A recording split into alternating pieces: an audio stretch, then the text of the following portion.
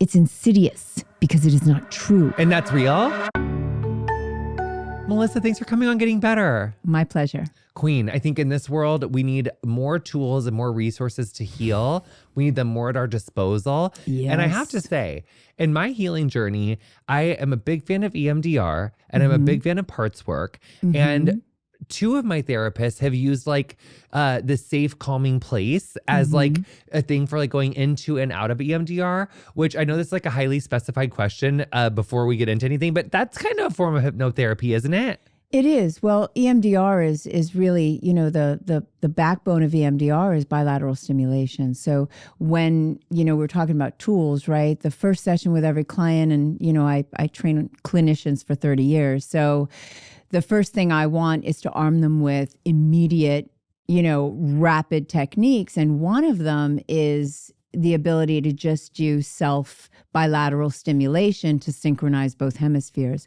So for me, I do integrative hypnosis. And what that means is, you know, I get to pull from everywhere, and it's a big umbrella term. Yes. So it's, you know, I teach practical neuroscience. And so EMDR, which works, you know, mainly on balancing out the hemispheres, is, you know, is all under the umbrella. Yeah. I love a good umbrella. I love an umbrella term.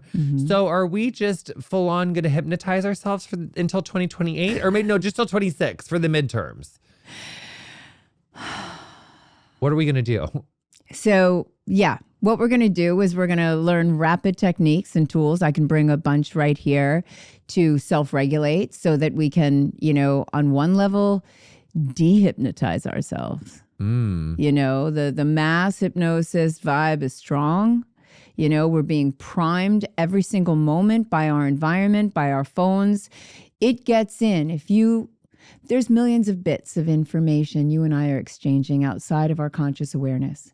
Once you understand that 95% of your cognitive processing is outside of your conscious awareness, then you first understand, holy shit, the me I think I am is 5% of my cognitive processing ability, right? Wow. So you're so much more than you think. Yes. And part of what I do with my clients is dehypnotize them, because we are running our internal programs every moment. So whether it's your self-talk, whether it's the imagery that you have, your own personal narrative, your story that you keep telling, that's your self-hypnosis. Because through repetition, that gets in.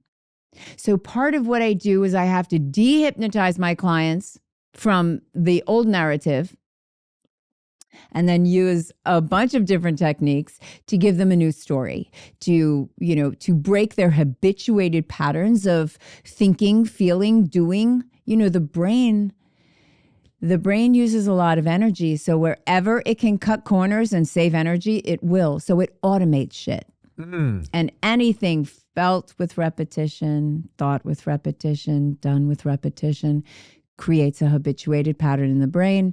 And that's what I tell my clients. Like, you know, I'm not a medical doctor. I'm not a licensed therapist. I've just trained doctors and therapists, right? So when they come to me with all of their different diagnoses, because I work in conjunction with a psychiatrist and things, I tell them, stop. I can't even use diagnostic terminology. I'm not licensed. I know you think you have this anxiety disorder, but in my office, you have a habit. It's a tenacious habit, but habits can be broken, and let me show you how.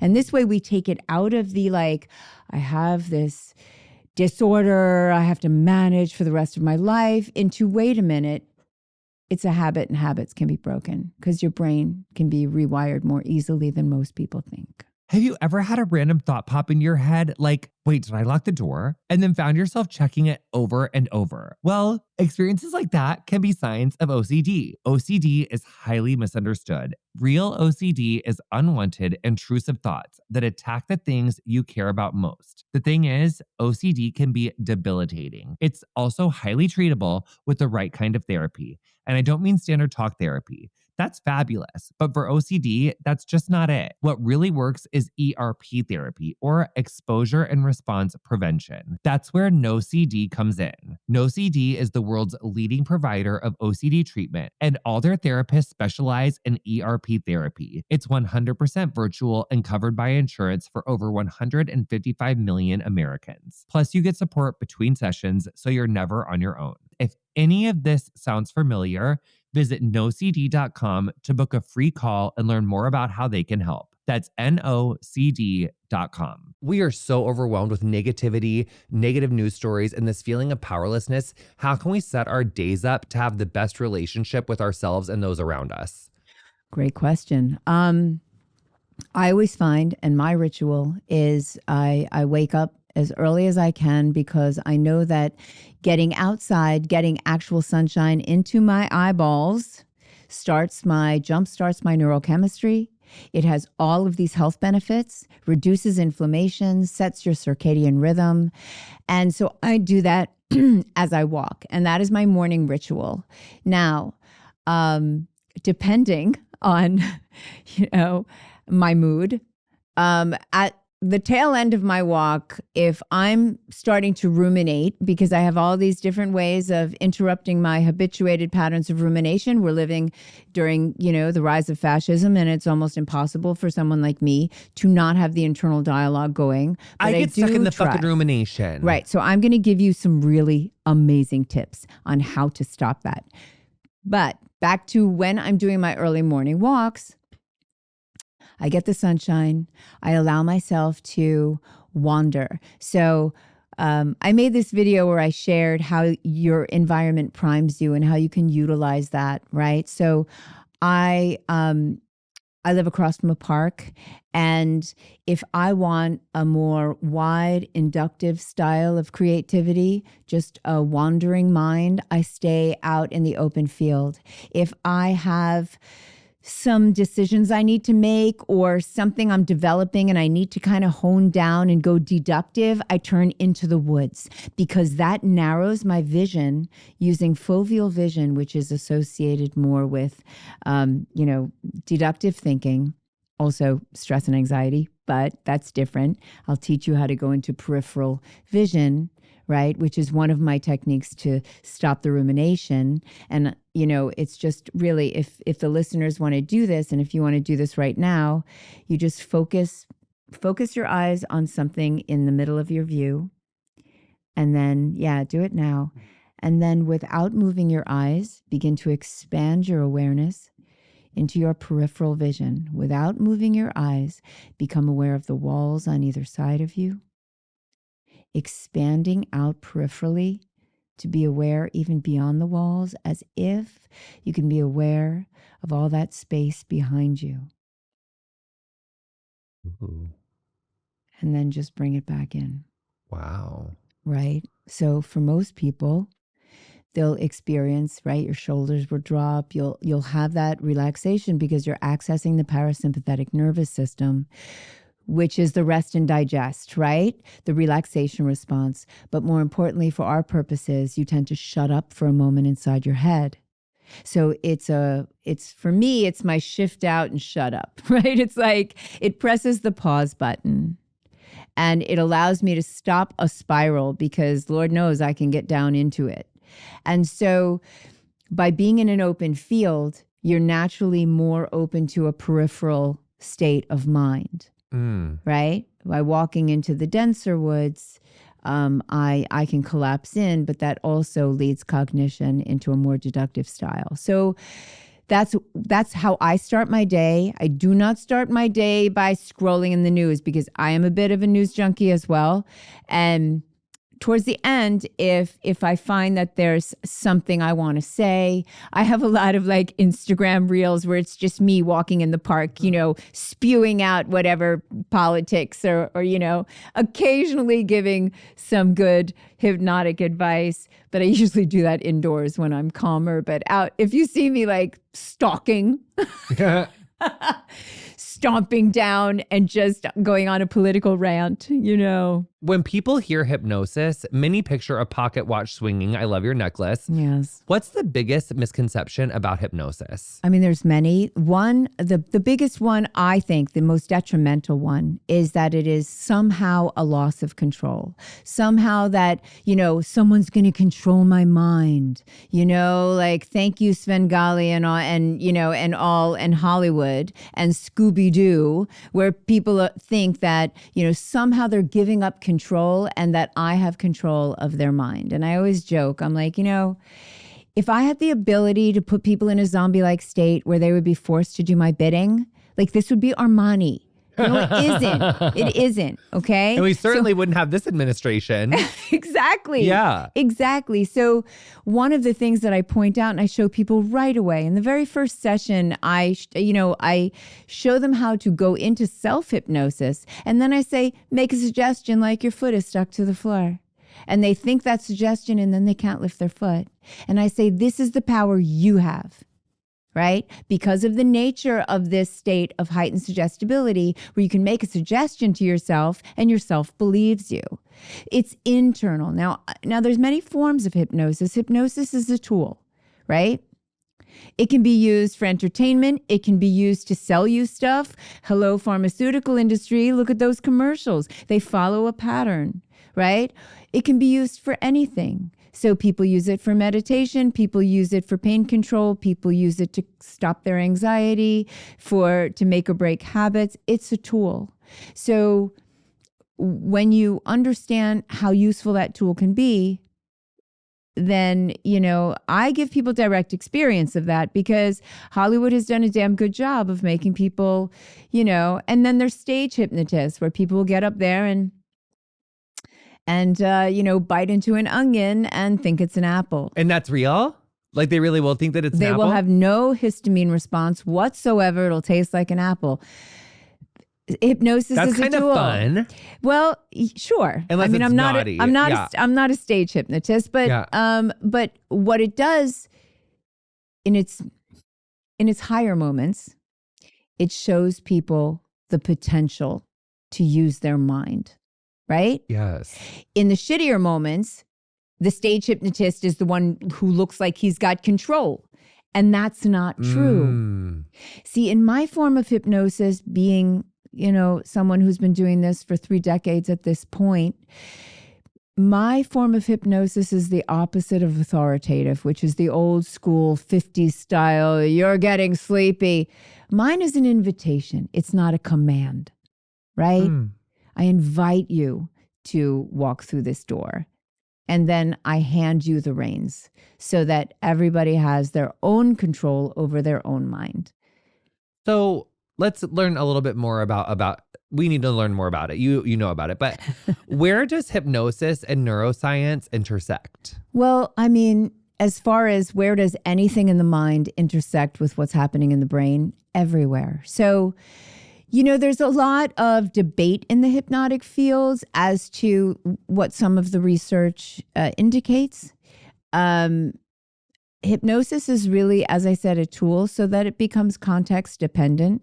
You know, if I'm suggesting to you that you can't feel pain, then you'll see certain regions light up.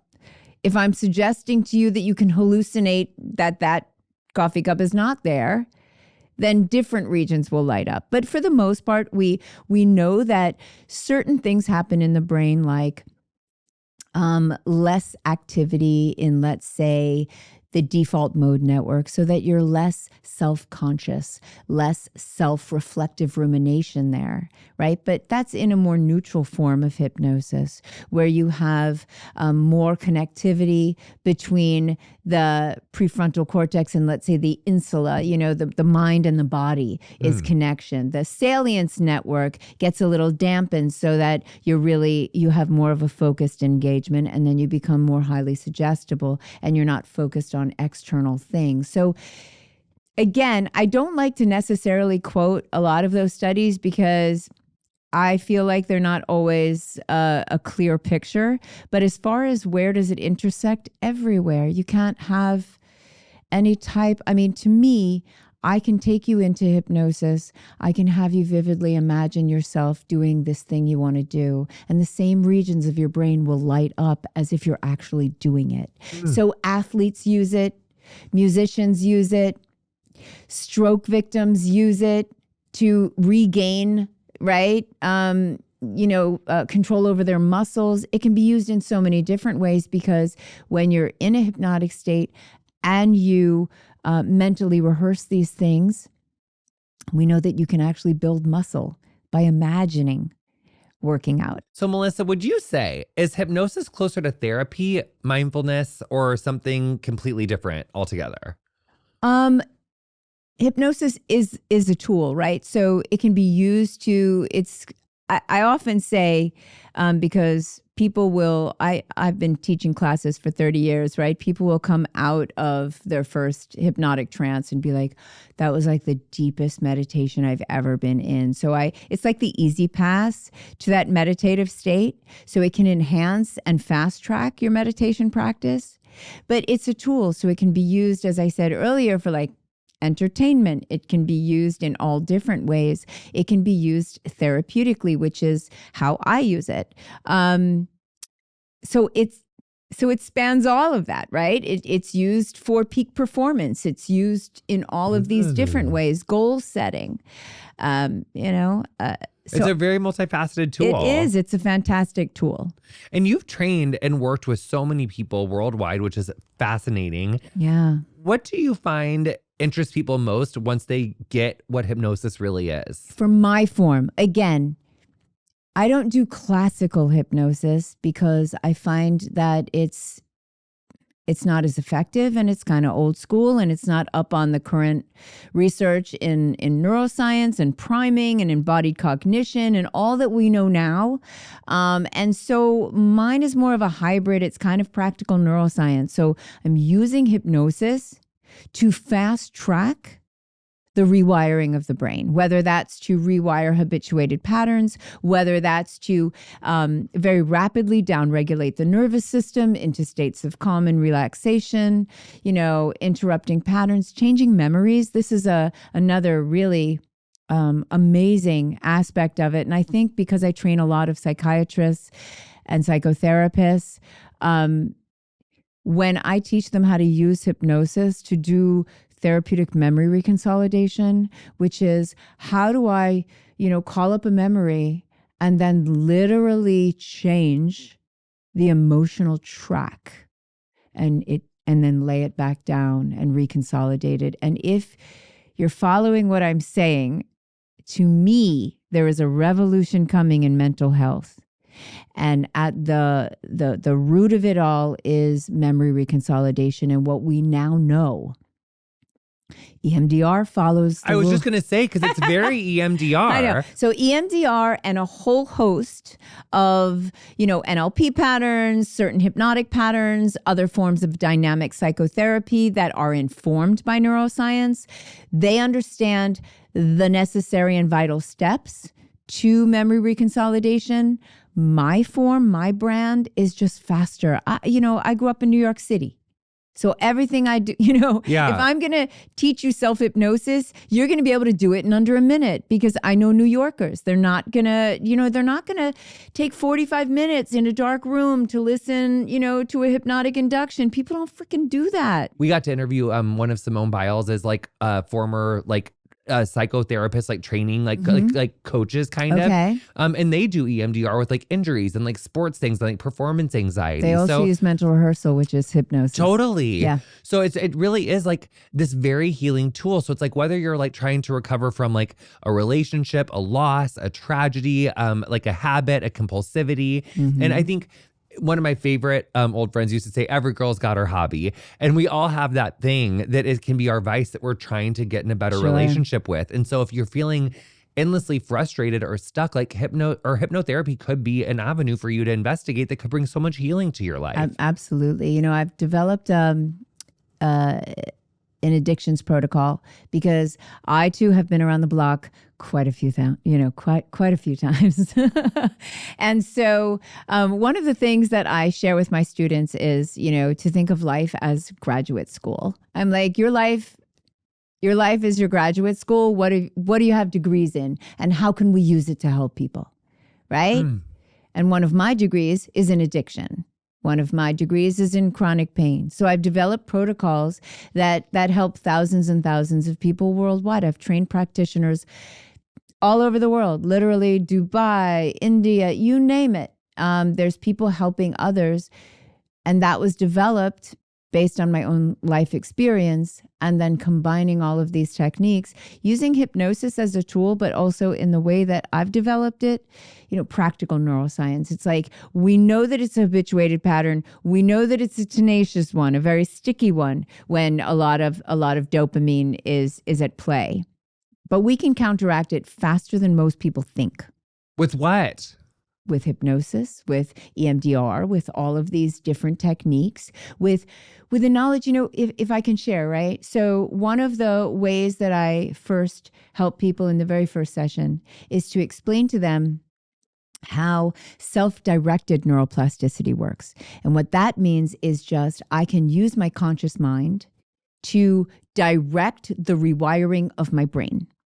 So if you think about it, right, this is your habit road. So whether it's like see a trigger, start to panic, and then reach for a drug, whether it's, start to ruminate, start to panic, and then freak out, whatever this habit is, feel a craving, smoke a cigarette, whatever. Yes.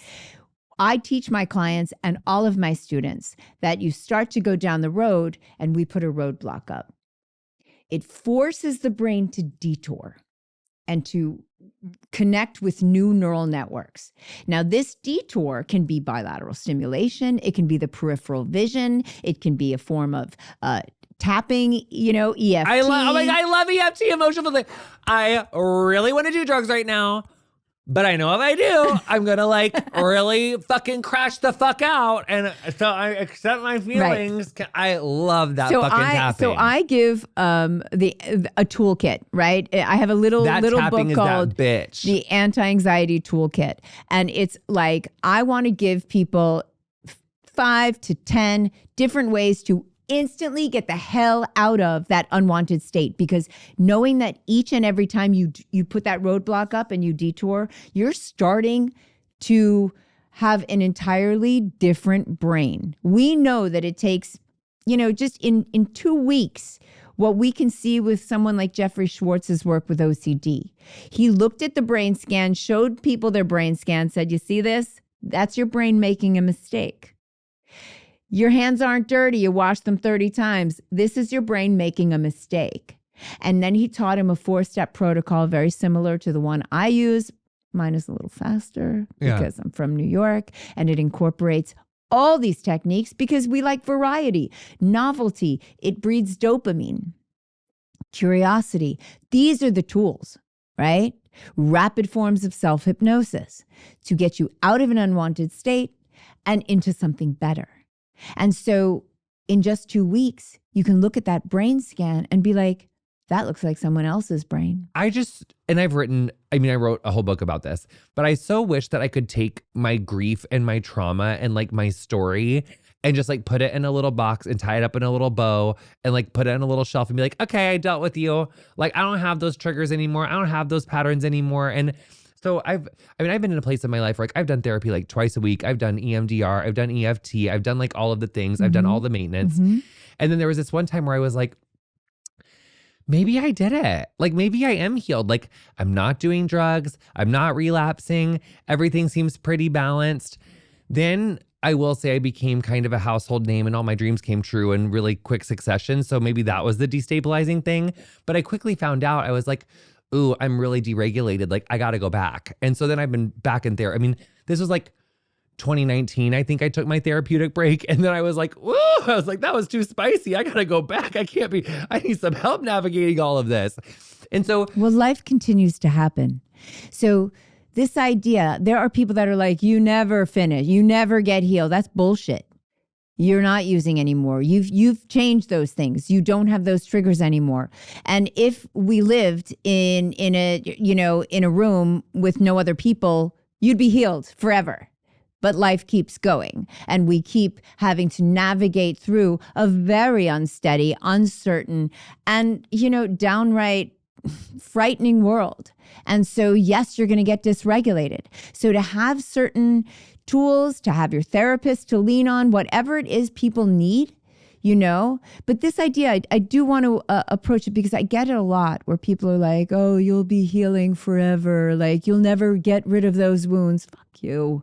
That is not true. You know, it annoys me because people do a lot of work and they move through things and they get better, right? Yeah. Mine feels like whack-a-mole sometimes. Yeah, sometimes it can. Yeah, but I did just get a really good like new rewiring thing accidentally with my therapist, which I'm really excited about. We love that. Because like I used to like, and one time it was like sexually compulsive and that was like the thing. Then I was like, oh, that doesn't really work for anymore. I'm like kind of happy. I don't really need that type of validation. And then it became like shopping. It just became, and like, it's like, and then it was like food. It was like shopping and food. Like I was like always like kind of like cruising for something in there and like always kind of looking. And so then my therapist and I were talking and I was like, wait, you know what's way more necessary for me professionally than like cruising for food or for like shopping? Interacting with JVN hair content on TikTok. So now instead of like going to like online shop or do something that I know is going to like dysregulate me, I go and I like interact with people on TikTok that are using my hair products. I'm like, yes, queen, you could try this. Yes, queen, you could do that. It's like a healthier, better thing for my like it's business. Community, and it also gives you that dopamine hit. But I'm not spending no money, and I'm not like just ordering my like 19th Taco Bell chicken quesadilla with extra chicken and no quesadilla sauce for the day, even if I'm like not hungry. And I'm just like mindlessly plowing down the fucking chicken quesadillas like they're running away from me. Well, here's why I also like it, right? A lot of people want to know, you know, and you had asked earlier, how do you balance? How do you self-regulate? And we started with the morning, right? The morning walk, the stay off the news for the first hour, right? Somebody once said creative and reactive are the same words, just reshuffled. So you start your morning creative rather than reactive. And I wish I remembered who said it. It's so good. So, you know, so that's part of it. The other part of it is community care. So community care for me is quite selfish. You know, I've been doing a lot of, as I said, pro bono work. I have emotional first aid, a whole hour coming up. I think November 2nd. Any of your listeners can come for free and learn all these self-regulation tools, right? It's basically emotional triage. And I have hundreds of practitioners all over the world. They're in prisons, they're in shelters, they're in war-torn areas. So I've been like building this emotional Peace Corps just to send it off. And I do these free workshops and everyone's like, wow, you know, you do all this for us. I'm like, you don't get it. This is for me, right? And yes, it just happens to benefit a lot of people, but part of what they've looked at is they can take two people that share the same political views and are just as overwhelmed with the news and the chaos that's going on. But one takes some form of political action, the other does not. And the happiness set point is very drastically different. So if you take some action, you connecting to your people. That must be why I'm so fucking happy. I'm telling you. Usually. You know, and it really does matter to take some action. I did in the beginning in January when I, you know, saw right away what the hell was going to happen. I mean, I did the first one right after the election. What the hell? Anyway, what the hell? And it was like resistance training. So it was free classes. Right? It's like, come, let me give you self-regulation. We need to be able to fight and resist. And you can't do that if you're on the floor. Totally. So, you know, community care as self-care, I feel like is good for all of us. Yes. Yeah. Last week, we had Joe Nucci on, and we were diving into misused therapy speak. Honey, that is still just rattling around all up in here. And Better Babes, we took your questions for Joe. We asked all of them on our Patreon episode. We went to French Kitty Quarter with Joe. He told us all the amazing psychobabble stuff. So if you're into his episode, make sure to go over to our Patreon and get into our bonus episode with him there. And we're going to be getting into more listener source questions today for hypnotherapy with Melissa. So if you're loving this and you're like already having separation anxiety and you really like already miss us and want more, don't worry. We're doing listener questions and just see us over on the Patreon. Yes. And just in case we need it, it's not just for porn anymore, you guys. It's really like, but yes, sex positivity, but it's also like so much other things too, you know, like us. Why is behavior change so hard? Well, it's not always hard. Once you have the right tools, once you understand how the brain habituates and how to break habituated patterns, it can be easier than most people think. I showed you already this idea of interrupting, the habituated pattern with any one of these techniques causes a kind of roadblock so that the brain starts to fire in different regions. And that would be one of the ways.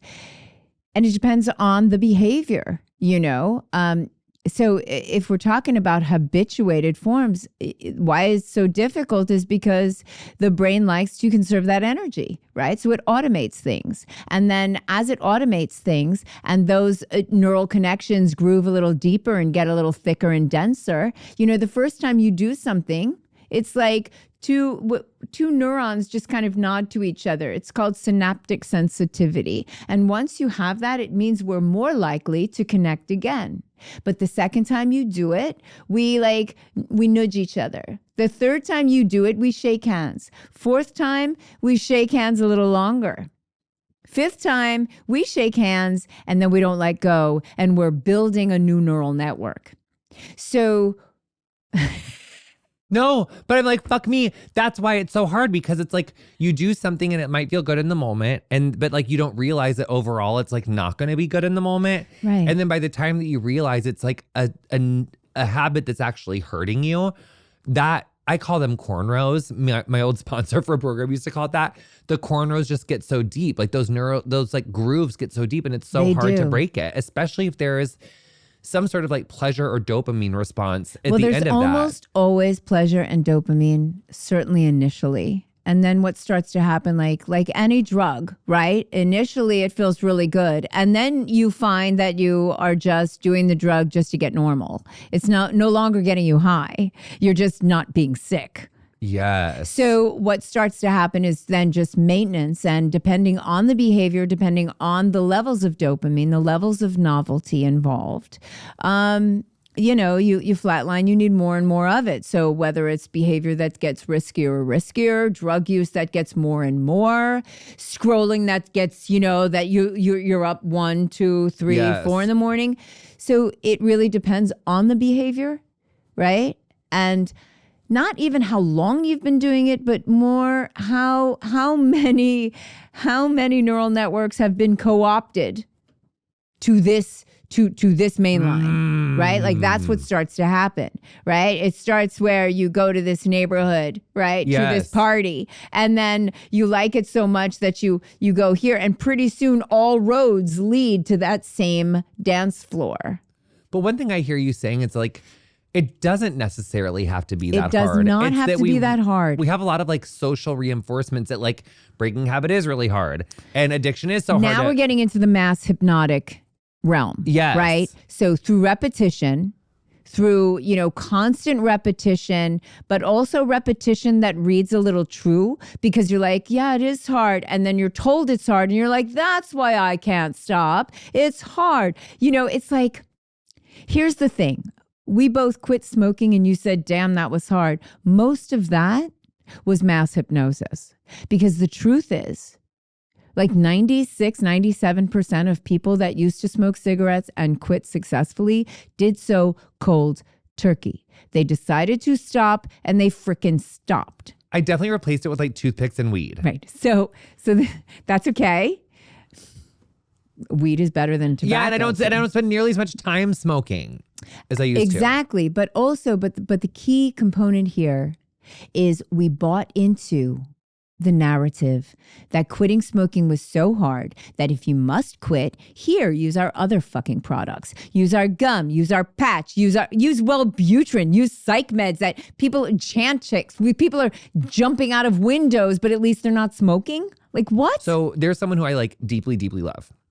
And they lost their life. And one of those things where like, you hear the advertisements, like if you have like suicidal ideation, yep. like all of a sudden, and that totally happened. Yep. But then if you talk about pharmaceuticals, I feel like sometimes because there are people who have had their lives saved by them, and Sure. they swear by them. Sure. And so then if you do say, well, I know someone who had this, it's like around like health, wellness, like psychomed or like not psychomeds, psych meds, ways of recovery.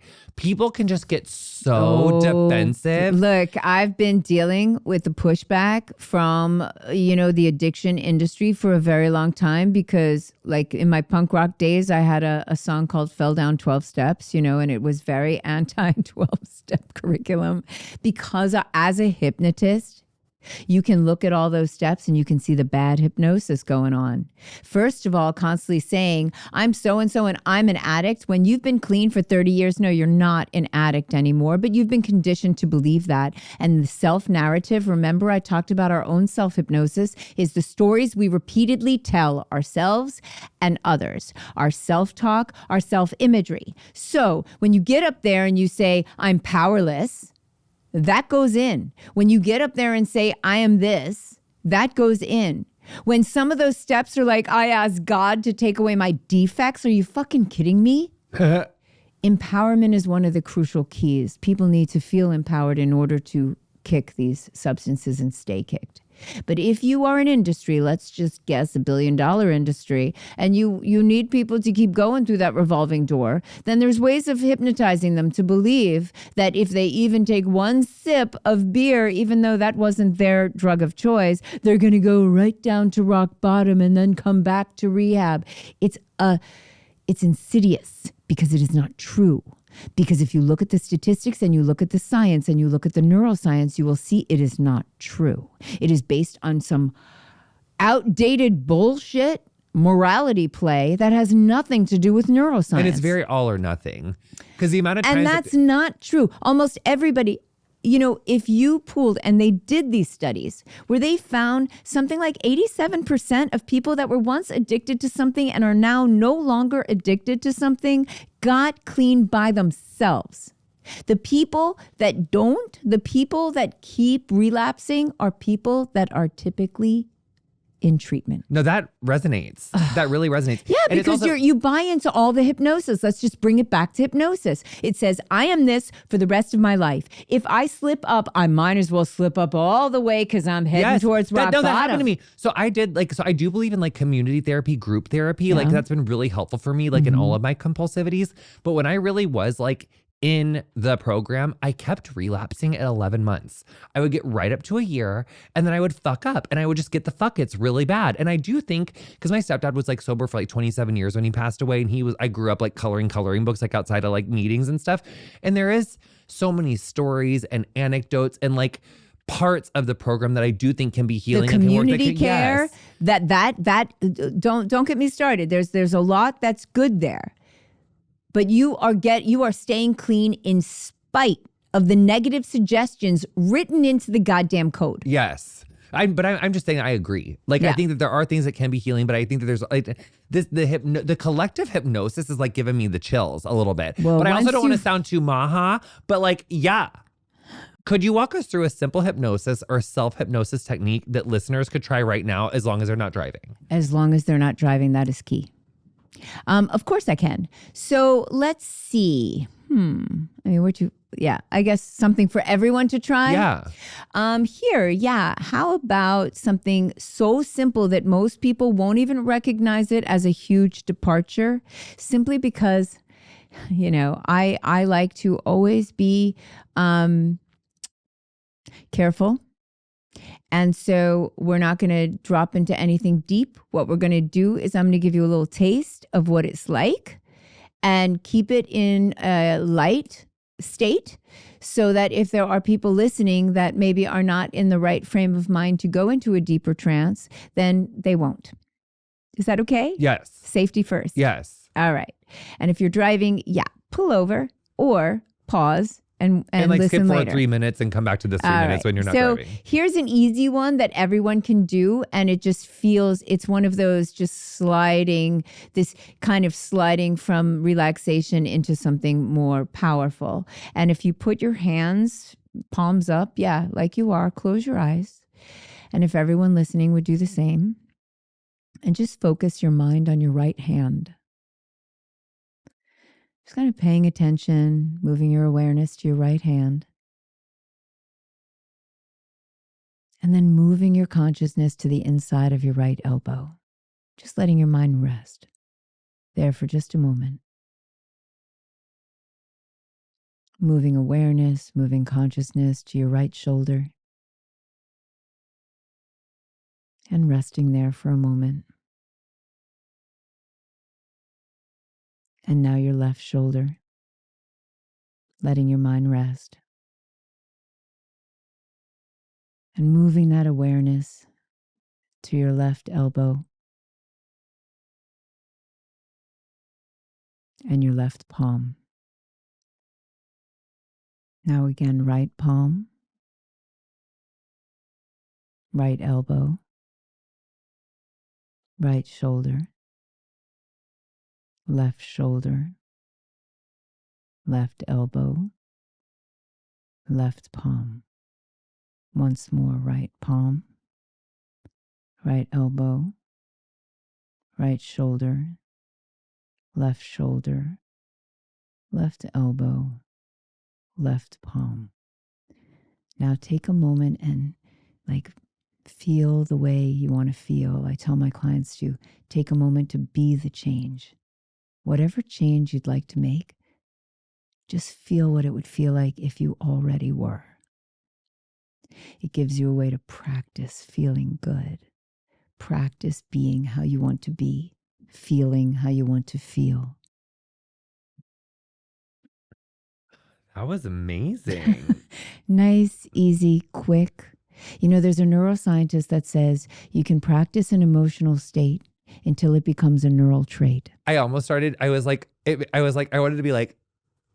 I wish you were. That would have been fun for me. Yeah, I was like, I was in. So for those listening, if you do just 3 loops like that, palm, elbow, shoulder, shoulder, elbow, palm. If you do that and then you practice being the change. I always say that during COVID, because I was doing all of my sessions and teaching all of my trainings virtually, because I used to have a center in Chelsea, not that far away, here. And so COVID made me go online, as did everybody. And while I would lead them through it, I would do it. And as I'm doing my session, I'm imagining me in my yoga body, because one of my COVID skills was learning to cook and bake. Which is a dangerous fucking skill. I never was domesticated, you know what I mean? I had a husband who cooked and everything, but when you can make, and all of my stuff is vegan, so it's vegan cakes, everything. You can make a kick-ass chocolate cake in 15-20 minutes. That's dangerous at 12 o'clock at night. Ooh. You know what I mean? So I would do this, and I feel like it is what kept me from gaining 70 pounds during COVID. It's like a hypnotherapy GLP-1. So it was literally just taking the ride with every single client. I would use it on myself. I feel like you would literally have to come to my house and jump on my arms, I don't know if the hypnotherapy is strong enough to keep me away from a cake if I wanted one at midnight. Well, I'll tell you, the hypnosis is strong enough and you can do it yourself. And I would never steal anybody's cake. I'm a cake girl, I'm a chocolate kind of girl, but there is ways that I work with people who come to me for these types of issues where I teach you how to take a sliver of the cake, but be so thoroughly, deeply hypnotically engrossed in it that it lasts a really long time and you savor it and it becomes a sensual experience. Oh. And so that sliver of a cake will last you the same, in the same time someone else can eat 3 pieces of cake, but you're actually savoring it. I've tried to do that before, and usually by the second bite, I'm just fuck, I gotta eat this fucking thing right now. Just freak out. Because you haven't used hypnosis. And I wasn't in my I wasn't in my hypnotherapy. Hypnosis is the secret sauce. Yeah, I was trying. Mindful eating, everyone learned. They're please don't make me, eat a raisin for an hour. No. But using hypnosis is what makes it easy. Yes. Because then remember, there's 95% of your cognitive processing is outside of your conscious awareness. So you're trying to make change with 5% of you going up against 95% of you that has habituated that shit. And once you get that all of your habituated patterns live in the unconscious realm, that all of your long-term memory, your emotional resonance, all of your habits are in the unconscious. You know, one way to understand it, because we are on film, we can do this, is to imagine this, right? Here is a barrier.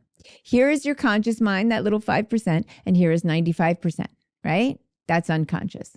And when we I'm going to make a change, and you only use your conscious mind, it typically bumps up against that wall, right? Or, bumps up against it. If you are tenacious and keep bumping up against it, you'll eventually make it to this. With hypnosis, we go, psht, and that suggestion goes right into where it counts. Now, in everyday hypnosis, when you think about things like watching a movie, there's two things that are vital for hypnosis to be present, right? A narrowing of attention and pushing aside what we call the critical faculty of the mind, right? Engaging attention in that way and then pushing this aside. And so what happens is when you sit down in a movie theater, you narrow your attention to the screen. And what you do without even being conscious of it is you push this aside, because that is called suspending disbelief. If you didn't push it aside, then you would be watching a movie without access to your emotions, to your long-term memory, to your beliefs, to your values, to all the things that Hollywood is banking on. So you push this aside, but what does it mean? It means that while you're watching that movie, you are highly suggestible. All hypnosis is a state of heightened suggestibility. So when you're watching that movie, and let's say the movie gets scary, because your brain doesn't know the difference between a real and an imagined event when you've got that barrier down, not completely. There is a part of you that is always aware that you are in hypnosis. There's a part of you that is always aware that you are in a movie theater watching a movie. But a greater part of you lets that guard down, suspends disbelief. So when the movie gets scary, your brain will always err on the side of caution. So what does it do? The movie gets intense. Your brain goes, oh shit, and it doses you, right? In adrenaline, epinephrine, right? In all the stress chemicals. It sends extra blood to your arms and legs so you can fight or flight, but you're just watching a movie, right? Yeah. So this is why you're in hypnosis, because if you're watching a movie and you jump when they want you to jump, you're highly suggestible. That guard is down. You cry when they want you to cry, right? But the fact that movie can change your blood pressure, your heart rate, the biochemistry, that's how you know that you've engaged the unconscious system, because you can't do that shit consciously. It's outside of conscious awareness. Now, if you think about your self-hypnosis and the movies that you run, then you'll start to recognize habituated patterns of anxiety are hypnotic inductions themselves. Anxiety is hypnosis. Because you're narrowing your attention to the thing you're anxious, right? You're narrowing your attention.